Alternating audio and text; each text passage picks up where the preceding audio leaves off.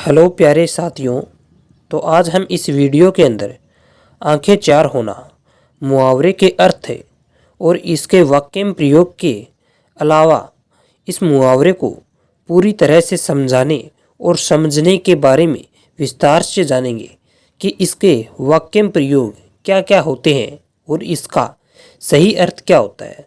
तो सबसे पहले जान लेते हैं कि इस मुहावरे का अर्थ क्या होता है, यानी आंखें चार होना मुहावरे का अर्थ क्या होता है। आमना सामना होना।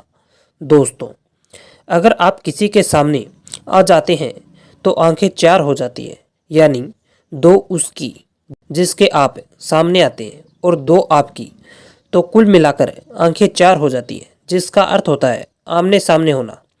इस तरह से बहुत लोग होते हैं, जैसे लवर, दोस्त आदि। जब आपके सामने कोई आ जाती है तो आंखें चार हो जाती है, पर ज़्यादातर इस मुहावरे का प्रयोग प्रेम होने के लिए ही किया जाता है। आंखें चार होना मुहावरे के वाक्य में प्रयोग। पहला वाक्य में प्रयोग, किसी ने कहा है कि जब जब आंखें चार हुई हैं तब तब प्यार हुआ है। दूसरा वाक्य में प्रयोग, एक बार एयरपोर्ट पर राधा से आंखें चार हो गई और प्यार हो गया। तीसरा वाक्य में प्रयोग, कृष्ण जी एक बार राधा से आंखें चार हो गई और प्रेम हो गया। चौथा वाक्य में प्रयोग, जब शिवानी राजेश दोनों आमने सामने हुए तो आंखें चार हो गई। साथियों, जब एक लड़का व एक लड़की दोनों आमने सामने आ जाते हैं और दोनों ही एक दूसरे को देखने लग जाते हैं तो आंखें चार हो जाती हैं। इस तरह की प्रेम कहानियाँ आपको बहुत मिल जाएगी।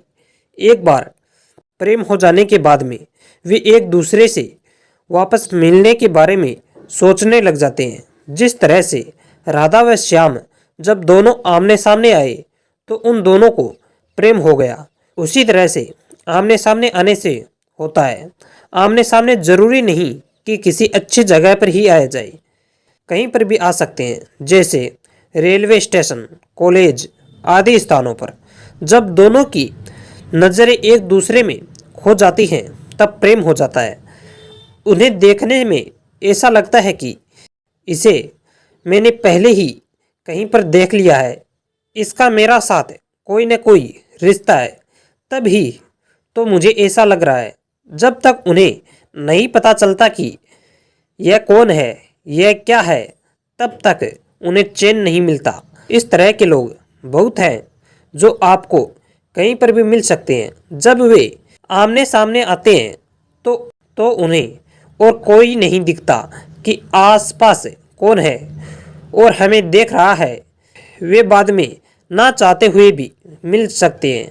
इस तरह से आप समझ गए होंगे कि आंखें चार होना मुहावरे का अर्थ क्या होता है और इसके वाक्य में प्रयोग क्या होते हैं।